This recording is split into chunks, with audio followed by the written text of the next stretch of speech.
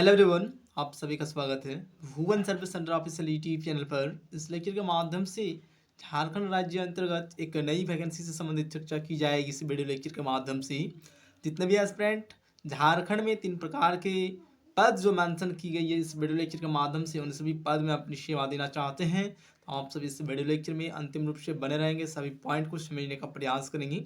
चीज़ों को हम एक्सप्लेनेशन कर रहे हैं, सभी एस्पिरेंट ध्यानपूर्वक सुनेंगे। अगर न्यू एस्पिरेंट विजिट किए हैं इस चैनल पर तो इस एस्पिरेंट चैनल को सब्सक्राइब करके बेल आइकन को प्रेस करके रखेंगे ताकि भविष्य में आने वाली विभिन्न प्रकार के वीडियो लेक्चर का नोटिफिकेशन आप सभी तक पहुंच सके और आप सभी सबसे पहले जानकारी को प्राप्त कर सकें। इस लेक्चर को एक्सप्लेनेशन हम स्टार्ट करते हैं, सभी ध्यानपूर्वक सुने। राज्य के 31 जेलों में से केवल 5 में जेलर 10 साल से जेलरों की है कमी। अभी कमी चल रही है, क्या बताई गई है नीचे उसको समझने की आवश्यकता है। ठीक है, एक्सप्लेनेशन हम करते हैं। राज्य में 31 जेल हैं लेकिन अधिकांश जेलों में 10 साल से जेलरों की कमी है। इस संबंध में कारा विभाग की ओर से कई बार गृह विभाग से पत्राचार किया जा चुका है। काफ़ी परेशानी होने के बाद नवंबर 2024 में जेलर की नियुक्ति की प्रक्रिया शुरू हुई है।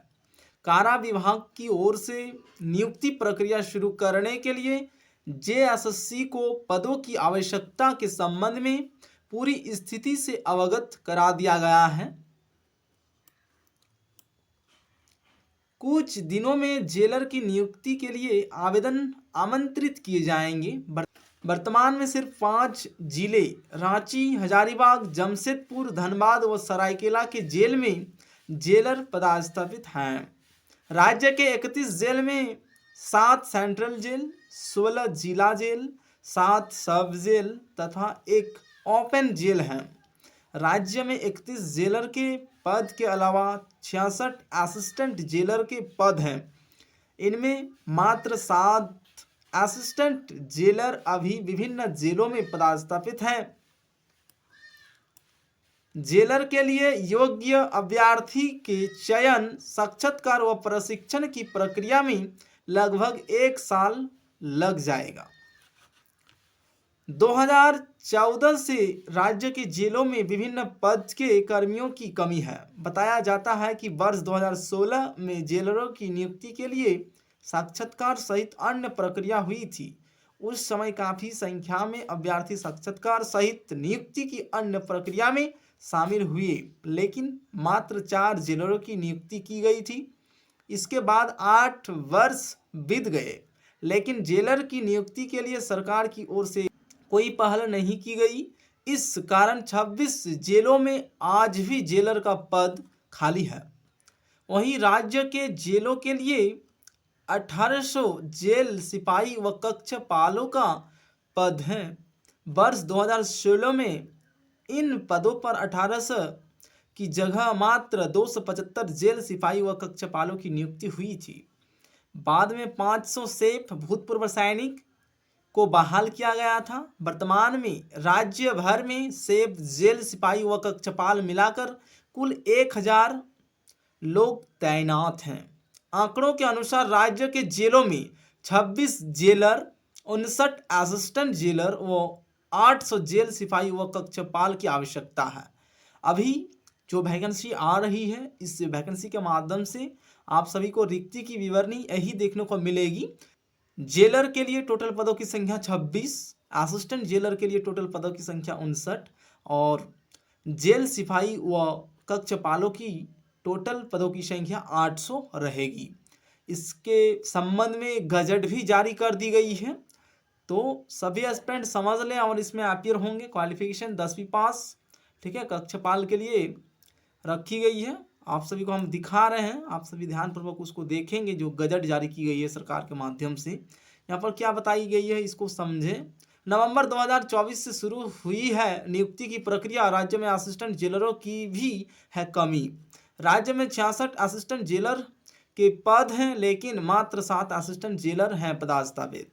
2016 के बाद जेलर, असिस्टेंट जेलर की नहीं हुई है बहाली, तो अभी बहाली प्रक्रिया स्टार्ट हो चुकी है। इसकी बहाली की जाएगी झारखंड सरकार की ओर से। सभी एस्पिरेंट तैयार हो जाएं कुछ भी चीज़ें अगर समझ में नहीं आएंगी तो एस्पिरेंट कमेंट करेंगे, आप सभी को सॉल्यूशन उपलब्ध कराई जाएगी। आयोग के माध्यम से जो गजट जारी की गई है तो जो भी एस्पिरेंट वर्तमान समय पर इस वैकेंसी के तहत अपियर होंगे उन सभी एस्पिरेंट को एक बार पिछले साल की वैकेंसीज को देखने की आवश्यकता है। जब लास्ट ईयर इस वैकेंसी से संबंधित सूचना जारी की गई थी जेएसएससी के माध्यम से, उसको एक बार देख लें सभी उम्मीदवार। यहाँ पर मेंशन की गई है झारखंड कक्षपाल प्रतियोगिता परीक्षा 2015 में इसकी भर्ती प्रक्रिया हुई थी और उसके माध्यम से कई उम्मीदवार का चयन भी हुआ और वर्तमान पर सेवाएं दे रहे हैं। ठीक है, जो भी चीज़ें यहाँ पर मेंशन की गई है उन सभी को समझने की आवश्यकता है। ठीक है, और किस कैटेगरी के लिए कितना सीट था उसको भी यहाँ पर मेंशन की गई है। टोटल पदों की संख्या 1394 थी उस टाइम पर। ठीक है, अभी जो भर्ती प्रक्रिया होगी इसमें आप सभी को सीटों की संख्या बता दी गई, उतना सीटों पर भर्ती प्रक्रिया स्टार्ट होगी। तो एस्पिरेंट मन लगन लगाकर तैयारी पर फोकस करें और तैयारी पर लगे रहें सभी। जैसे ही वैकेंसी को अनाउंस की जाती है जेएसएससी के माध्यम से आप सभी को तुरंत इन्फॉर्म करेंगे और सभी एस्पिरेंट को इसमें आवेदन करना है। ठीक है, यहाँ पर वेतन से संबंधित डेटा मेंशन की गई है और यहाँ पर देखेंगे झारखंड राज्य के शिक्षण संस्थान से 10वीं कक्षा उत्तीर्ण होना चाहिए और शारीरिक योग्यता में क्या बताई गई है उसको देखें। ऊंचाई जो अनारक्षित कैटेगरी होंगे जनरल उम्मीदवार उन सभी को 160 सेंटीमीटर की हाइट की आवश्यकता होगी और सीना सेंटीमीटर में न्यूनतम 81 सेंटीमीटर होना चाहिए जनरल कैटेगरी के लिए।